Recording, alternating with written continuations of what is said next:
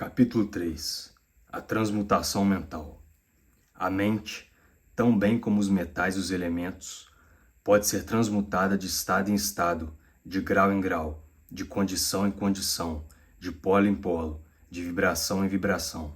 A verdadeira transmutação hermética é uma arte mental, o Kybalion. Como dissemos, os hermetistas foram os antigos alquimistas, os primeiros astrólogos e os primeiros psicólogos, e foi Hermes o fundador dessas escolas de pensamento.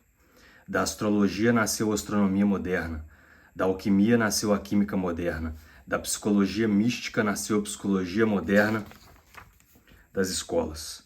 Mas não se pode supor que os antigos ignoravam aquilo que as escolas modernas pretendem ser sua propriedade exclusiva e especial. Os registros gravados nas pedras do Antigo Egito mostram claramente que os antigos tinham um grande conhecimento de astronomia. A própria construção das pirâmides mostra a relação entre sua concepção e o estudo da ciência astronômica. Tampouco ignoravam a química, porque os fragmentos dos antigos escritos mostram que eles estavam familiarizados com as propriedades químicas das coisas. Com efeito, as antigas teorias relativas à física vão sendo vagarosamente comprovadas pelas últimas descobertas da ciência moderna, em particular as que se referem à constituição da matéria. Também não devemos pensar que eles ignoravam as chamadas descobertas modernas da psicologia. Pelo contrário, os egípcios eram especialmente versados na ciência da psicologia, sobretudo nos ramos que as escolas modernas ignoram, mas que, não obstante, vem sendo conhecido sob a denominação de ciência psíquica e que tem deixado perplexos os psicólogos atuais, levando-os a admitir com relutância que, afinal, pode haver algo de verdadeiro neles. A verdade é que, por sob a química material, a astronomia e a psicologia, isto é, a psicologia em sua fase de ação mental, os antigos tinham um conhecimento da astronomia transcendental, chamada astrologia, da química transcendental, chamada alquimia, da psicologia transcendental, chamada psicologia mística. Possuíam tanto o conhecimento interno como o conhecimento externo, sendo o último o único possuído pelos cientistas modernos. Entre os muitos ramos secretos do conhecimento possuídos pelos hermetistas, estava aquele conhecido sob o nome de transmutação mental, que constitui o tema material desta lição. Transmutação é um termo geralmente usado para designar a antiga arte da transmutação dos metais, em particular dos metais impuros em ouro. A palavra transmutar significa mudar de uma natureza, forma ou substância em outra, transformar, Webster. E da mesma forma, transmutação mental significa a arte de transformar e de mudar os estados, as formas e as condições mentais em outras. Assim, poderemos ver que a transmutação mental é a arte da química mental, ou, se parecer melhor, uma forma de psicologia mística prática. Tudo isso, porém, significa muito mais do que parece na superfície. A transmutação, a alquimia ou a química no plano mental são sem dúvida muito importantes em seus efeitos e, essa arte não seguisse adiante, ainda assim continuaria a ser um dos mais importantes ramos de estudos conhecidos pelo homem. Mas isso é só o começo. Vejamos por quê. O primeiro dos 7 princípios herméticos é o princípio do mentalismo, cujo axioma é o todo é mente, o universo é mental, que significa que a realidade subjacente do universo é mente e que o universo em si é mental, isto é, que existe na mente do todo.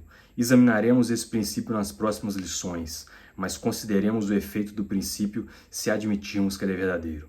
Se o universo é mental em sua natureza, a transmutação mental deve ser a arte de mudar as condições do universo no que diz respeito à matéria, força e à mente. Vereis, portanto, que a transmutação mental é realmente a magia de que os antigos escritores muito trataram em suas obras místicas e sobre a qual deixaram tão poucas instruções práticas. Se tudo é mental, então a arte permite a alguém transmutar as condições mentais, deve fazer do mestre o controlador das condições materiais, assim como daqueles comumente chamadas mentais.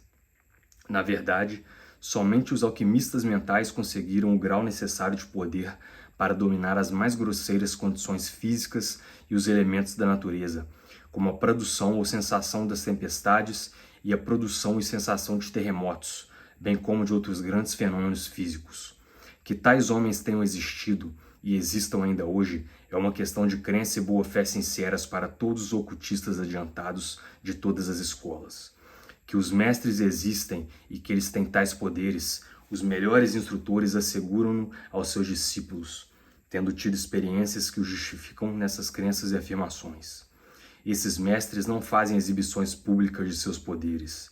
O que buscam, na verdade, é isolar-se das multidões ruidosas a fim de trabalhar melhor seu caminho ao longo da senda do conhecimento.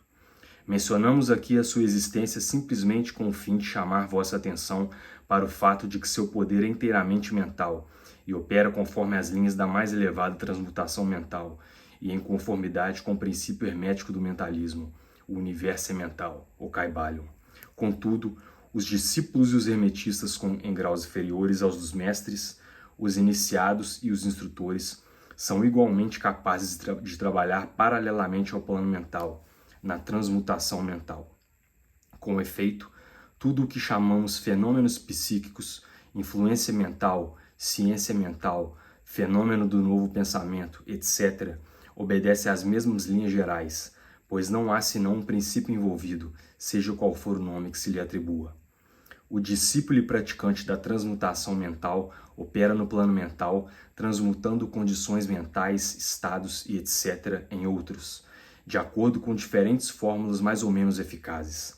Os diversos tratamentos, afirmações e negações das escolas de ciência mental nada são além de fórmulas, frequentemente muito imperfeitas e pouco científicas da arte hermética. A maioria dos praticantes modernos é muito ignorante em comparação com os antigos mestres, pois carece do conhecimento fundamental sobre o qual se fundamenta o trabalho. Não somente é possível a qualquer um mudar ou transmutar seus próprios estados mentais por meio dos métodos herméticos, como também lhes é possível modificar os estados mentais dos outros da mesma maneira, em geral inconscientemente, mas muitas vezes de modo consciente, da parte de alguns que conhecem as leis e os princípios, nos casos em que as pessoas afetadas não têm informações sobre os princípios de autoproteção. E, além disso, como sabem muitos aprendizes e praticantes da moderna ciência mental, toda condição material que depende da mente dos outros pode ser mudada ou transmutada de acordo com o desejo, a vontade e os tratamentos reais da pessoa que deseja mudar suas condições de vida. Em termos gerais, o público está tão informado sobre essas coisas que não nos pareceu necessário mencioná-las em detalhes, uma vez que nosso objetivo, a esse respeito, consiste apenas em mostrar a arte e o princípio hermético da polaridade que subjazem à roda, a todas essas diferentes formas de práticas, boas ou más, pois a força pode ser usada em direções opostas, segundo os princípios herméticos da polaridade. Neste pequeno livro, procuramos estabelecer os princípios básicos da transmutação mental, para que nossos leitores possam compreender os princípios subjacentes e, desse modo, possuir então a chave mestra que abrirá as diversas portas do princípio hermético da polaridade. Iniciaremos agora uma consideração sobre o primeiro dos 7 princípios herméticos, o princípio do mentalismo, em que se explica, nas palavras de Kybalion, a verdade que o todo é mente, o universo é mental. Pedimos muita atenção e um estudo criterioso desse grande princípio por parte de nossos discípulos, porque o que temos aqui é, de fato, o princípio básico de toda a filosofia hermética e da arte hermética da transmutação mental. Capítulo 4. O todo.